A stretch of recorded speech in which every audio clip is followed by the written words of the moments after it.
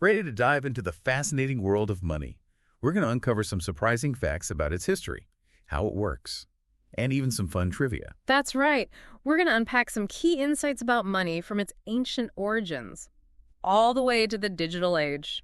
Our source material for this deep dive is an excerpt called Money Facts, Key Insights About Money. Did you know that money wasn't always coins and bills? It might be hard to imagine now, but there was a time when people bartered for goods and services. Imagine you're a farmer with a surplus of grain. You could try to trade that grain for, say, carpentry work from a skilled woodworker. But what if the carpenter didn't need grain? That would make things complicated, wouldn't it? Exactly. Bartering relied on a double coincidence of wants, where both parties had to desire what the other was offering. And that's where the need for a common medium of exchange, money, came in. So rather than hauling around bushels of wheat, folks started using coins. I read that the first coins were created around 600 BCE in Lydia, which is modern-day Turkey. Yeah. It was a game changer. These coins were standardized, made from precious metals like gold and silver, and much easier to carry around than, well, livestock or anything else people were bartering with. And then centuries later, paper money emerged in China during the Tang Dynasty in the 7th century. It seems like such a simple idea now, but it must have been revolutionary at the time. It was. Paper money was lighter and more portable than coins, making it easier for people to handle, especially for large transactions. It truly revolutionized trade and commerce. Now it feels like we're entering a whole new era of money with digital payments and cryptocurrency. Can you believe there's a bill out there worth $100,000? It's fascinating to witness this evolution, isn't it? From physical objects to digital representations of value, the rise of Bitcoin in 2009 really marked a turning point. And now there are thousands of other cryptocurrencies out there. Thousands.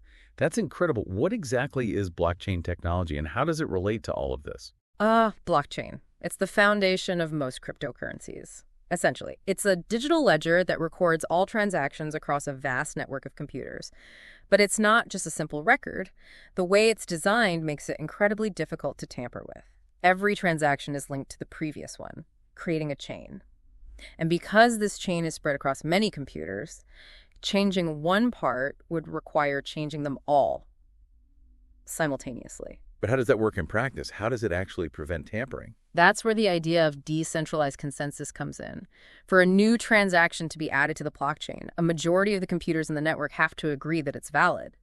This makes it extremely difficult for anyone to manipulate the system. That's how the concepts of transparency and security are built in. So it's like having a super secure, transparent digital record of every transaction. It's pretty amazing. But I have to admit, thinking about all this money moving around makes me think about the headache of inflation. Inflation can definitely be a challenge, you see.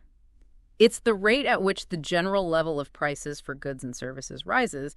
And when prices go up, the purchasing power of our money goes down. Right, like when a loaf of bread that used to cost $2 suddenly costs $4. Exactly. And sometimes inflation can get out of control, like in the infamous case of hyperinflation in Germany in 1923.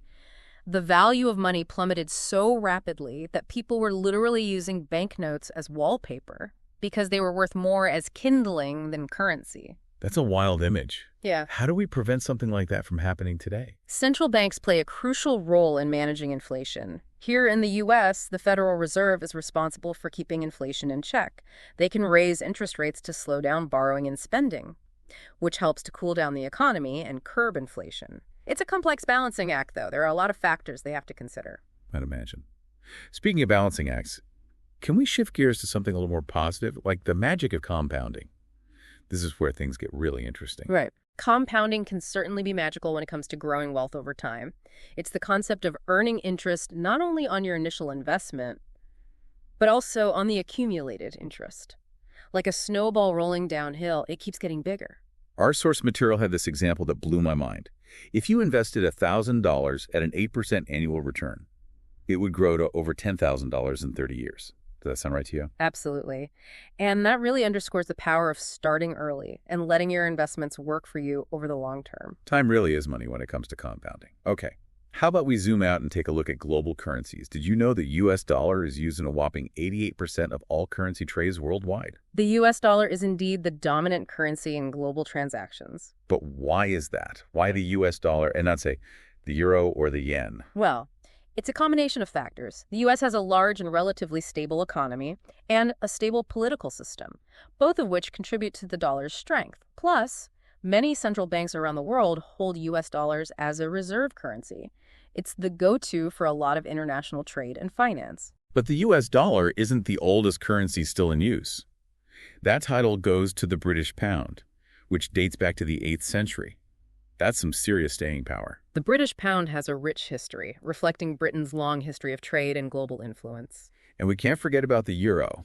It was introduced in 1999 as the currency of the Eurozone, which is now 19 of the 27 European Union member states. It's a relatively young currency, but it plays a major role on the world stage. The introduction of the euro was a historic event, marking a major step towards economic integration in Europe. It's fascinating to see how these different currencies interact and compete on the global stage. Okay, now for some fun money trivia. I was surprised to learn it only costs about 5.5 cents to produce a $1 bill, and the average lifespan of a dollar bill is just 6.6 years. It's a good reminder that even something as seemingly durable as a dollar bill has a limited lifespan. Of course, some countries have switched to even more durable materials for their banknotes. Like Canada and Australia with their polymer banknotes. Exactly. Polymer banknotes are made from plastic, which makes them more resistant to wear and tear and harder to counterfeit. Plus, they're waterproof. Okay, get ready for this next one. It's a real jaw dropper. The largest U.S. bill ever printed was a $100,000 gold certificate. Now, those were used only for transactions between Federal Reserve banks. You won't find one in your wallet. It's amazing to think about the scale of those transactions. Imagine leaving that much money around today. I can't even fathom it. On the opposite end of the spectrum, there's the quarter dinar. He was one of the smallest gold coins ever minted, used in medieval Islamic states. And then there's the story of Mansa Musa, the ruler of the Mali Empire in the 14th century. Mansa Musa is often considered to be one of the wealthiest individuals ever, primarily due to his vast gold reserves. His wealth was legendary. Speaking of gold, for centuries, many currencies were backed by gold reserves under something called the gold standard.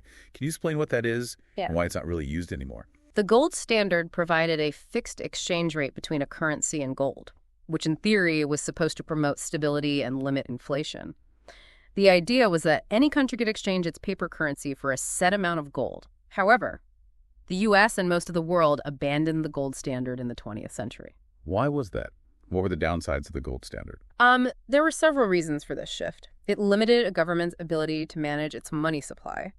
And during economic downturns, adhering to the gold standard could worsen the problem. Plus, as economies grew, there were concerns about the limited availability of gold to actually back all the currency in circulation. So in 1971, the U.S. officially ended its commitment to the gold standard. But gold is still considered a safe haven asset. Right. People tend to invest in gold when the economy is looking rocky. Gold has traditionally been seen as a store of value that holds its worth even when other investments decline. It's often seen as a hedge against inflation and a safe haven during times of economic uncertainty. It's interesting to see how its role has changed over time. Okay, let's bring it all home and talk about some practical advice on saving and spending. We all need an emergency fund. Right? Absolutely. It's crucial to have a financial safety net to cover unexpected expenses like medical bills, car repairs, or sudden job loss. How much should people be aiming to save in their emergency funds?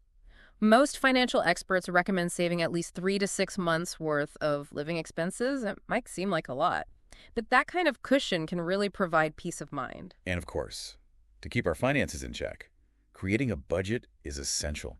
Have you heard of the 50-30-20 rule? It's a popular budgeting guideline that suggests allocating 50% of your after-tax income to essential needs, like housing and food, 30% to wants like entertainment and dining out, and 20% to savings and debt repayment. That sounds like a useful framework. But does this rule work for everyone? Are there situations where the 50-30-20 rule might not be the best approach? It's a good starting point, but you're right, it doesn't work for everyone in every situation. For example, if you live in an area with a very high cost of living, you might need to adjust those percentages. Or if you're aggressively paying down debt, you might allocate more than 20% to debt repayment. That makes sense. It's about finding what works best for your individual circumstances. And finally, let's talk about impulse purchases. Those little splurges can really add up, can't they? They absolutely can. Studies have shown that emotional spending can account for up to 40% of unplanned purchases. Wow, that's a lot. So being mindful of our spending habits and avoiding those impulse buys is crucial if we want to reach our financial goals. It really is. It's all about making conscious choices with our money and Uh, resisting the temptation to overspend. It sounds like understanding the psychology of money is just as important as understanding the nuts and bolts of how money works. Absolutely. Our emotions, biases, and beliefs can have a huge influence on our financial decisions. Well, we've covered a lot of ground in this deep dive, from bartering to Bitcoin, from inflation to the magic of compounding, and from global currencies to personal finance tips. What stood out to you the most so far? What's fascinating to me is how money is more than just a medium of exchange. It's a reflection of history, power, and even psychology. You're right. Money is deeply intertwined with so many aspects of our lives. It shapes economies, influences our decisions, and impacts the world around us. And we'll continue exploring that in part 2 of our deep dive into money facts. Welcome back to our deep dive into the world of money. You know, we've been talking about the mechanics of money, how it evolved, how it works, but have you ever considered the psychology behind it? The way we think about money can have a huge impact on how we use it. You're right. I know I've definitely made some impulsive purchases in the past that I later regretted. What is it about money that makes us act irrationally sometimes? One key concept in behavioral economics is loss aversion. It means that the pain of losing money is often felt more strongly than the pleasure of gaining the same amount. So we're more motivated to avoid a financial loss, and we are to make a gain. Why is that? Doesn't seem very logical. It's not always logical, but it's a powerful psychological force. Loss aversion can make us hold on to losing investments for too long, hoping they'll bounce back. It can also make us avoid taking calculated risks, even if those risks could lead to big rewards. I can see how that could really hold you back financially. Mm. Are there any other mental traps we should be aware of? Another interesting bias is mental accounting. This is where we mentally categorize our money into different buckets and treat it differently depending on where it came from or what we intend to use it for. Can you give me an example of that? I'm not sure I quite understand what you mean. Sure. Imagine you find a $100 bill on the street. You might be more likely to spend it on something frivolous or impulsive than if you had earned that same $100 from your job. I see what you mean. It feels different because it seems like found money. It doesn't feel as valuable as hard-earned cash. Exactly. And while it can be fun to indulge in those found money moments, mental accounting can sometimes lead us to make less than ideal financial decisions. Like we're not treating all of our money equally. So how can we become more aware of these biases and make better financial decisions? Any tips? The first step is awareness. Just recognizing that these biases exist can help us make more conscious choices. Setting clear financial goals and creating a budget can also help. And if you're struggling, talking to a financial advisor can provide valuable guidance. That makes sense. Now, I'd like to shift gears a bit and talk about the impact of money on a larger scale. Money is a powerful force that shapes not only individual lives, but also entire societies. You're absolutely right. One of the most pressing societal impacts of money is economic inequality. The way money is distributed within a society can have a huge effect on opportunities, access to resources, and overall well-being. You don't have to look far to see that income inequality is a major issue all over the world. What are some of the potential consequences of this kind of uneven distribution of wealth? When a small percentage of the population holds a disproportionate amount of the wealth, it can create deep social divisions, make it harder for people to move up the economic ladder, and even lead to political instability. So it sounds like money can be both a unifying force and a dividing force in society. It really depends on how it's managed and distributed. Another area where money has a huge societal impact is in political systems. How does money influence politics? Isn't that kind of a taboo subject? It can be, but it's an important one to discuss. Money is often used to fund political campaigns, lobby for favorable policies, and try to shape public opinion. This can create a situation where the interests of the wealthy are given more weight than the needs of the majority. It's crucial to be aware of how money can influence the decisions that affect us all. Now, let's look ahead. What do you think the future holds for money? We've already seen so many changes, from physical currency to digital payments and cryptocurrencies. What's next? It's an exciting time to be thinking about the future of money. As technology keeps advancing, we can expect to see even more innovation in the financial sector. One development that's gaining traction is the idea of central bank digital currencies. What are those? I've heard the term, but not sure I understand what they are. Central bank digital currencies, or CBDCs, are digital versions of a country's official currency. They would be issued and backed by the central bank, just like physical banknotes are. Think of it like a digital dollar or a digital euro. How would those be different from the digital money we use now, like credit cards and payment apps? CBDCs would be different because they would be a direct liability of the central bank, not a commercial bank. They could potentially offer greater efficiency, security, and financial inclusion, especially for people who don't have access to traditional banking services. That sounds like a potentially revolutionary shift in the monetary landscape. Mm-hmm. Are there any other big trends you're seeing in the future of money? Another trend to watch is the growing role of artificial intelligence, AI, and machine learning in finance. So AI is going to be managing our money. Does that make you nervous at all? Well, maybe not managing our money directly, but it's already being used in things like fraud detection, risk assessment, and personalized financial advice. You might even start seeing more AI-powered chatbots handling customer service inquiries at your bank. It definitely seems like technology is going to completely change the way we manage our money in the future. But with all these exciting developments, aren't there also some risks we need to be thinking about? You're right. It's important to consider the potential downsides as well. One major concern is cybersecurity. As our financial lives become increasingly digital, protecting our personal information and financial assets from hackers and other cyber threats is more crucial than ever. That's a sobering reminder that technology can be a double-edged sword. What else should we be wary of? Another potential risk is the concentration of power. What happens if a handful of large tech companies end up controlling the key financial platforms? It's important to ensure that innovation in the financial sector benefits everyone, not just a select few. It seems like the future of money is full of possibilities. Yeah. But there are definitely some big questions we need to be asking ourselves. Absolutely. We need to be thoughtful about how these technologies are developed and implemented to make sure they serve the greater good. Now that we've explored the psychology of money, its societal impacts, and its potential future, let's bring it back to the individual level. What are some key takeaways that our listeners can apply to their own lives when it comes to money? It all starts with being more mindful of your spending habits. It's easy to get caught up in the cycle of consumerism and overspend, especially with the constant barrage of advertising and marketing messages we're exposed to every day. It's like we're being programmed to spend. Yeah.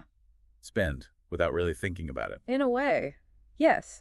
But we all have the power to resist those impulses, creating a budget, tracking your expenses, and setting clear financial goals can help you stay on track and make progress toward your financial aspirations. What other advice would you give to someone who wants to improve their relationship with money? I always encourage people to invest in their financial literacy. The more you understand about money, how it works, and the different ways you can use it, the better equipped you'll be to make informed decisions that benefit you and your family. Where can people go to learn more about managing their finances? Are there any resources you recommend? There are tons of great resources out there, both online and offline. You can find helpful information in books, articles, websites, podcasts, even financial literacy courses. And if you want more personalized guidance, talking to a financial advisor can be incredibly helpful. It's all about finding what works best for you and committing to expanding your financial knowledge. So it's not just about saving money, but also about investing in our financial knowledge. Exactly. Knowledge is power, especially when it comes to something as important as money. This deep dive has been really eye-opening for me. I'm already thinking about my finances in a whole new way. And we still have one more part to go. Welcome back to the final part of our deep dive into money. It's been quite a journey, hasn't it? It really has. We've covered so much ground from the history of money to the psychology behind our financial decisions and even what the future might hold. We've talked about the mechanics of money and how it impacts society. But I think there's another important dimension we need to explore, the ethical side of money. Have you ever thought about the ethical implications of your financial choices? It's something we should all be thinking about. Money is a powerful tool. And like any tool, it can be used for good or for bad. The way we earn, spend, and invest our money can have a significant impact on the world around us. For example, Yeah. we can choose to support businesses that align with our values, like companies that are committed to fair labor practices. Yeah.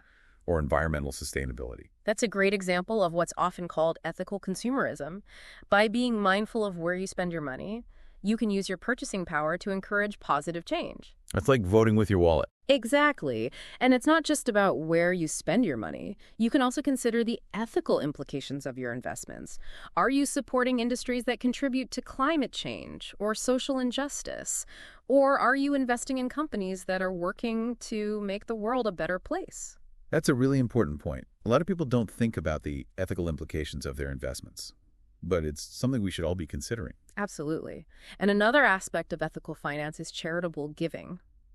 Donating to causes you care about can make a real difference in the lives of others. Yeah. It doesn't have to be a huge amount either.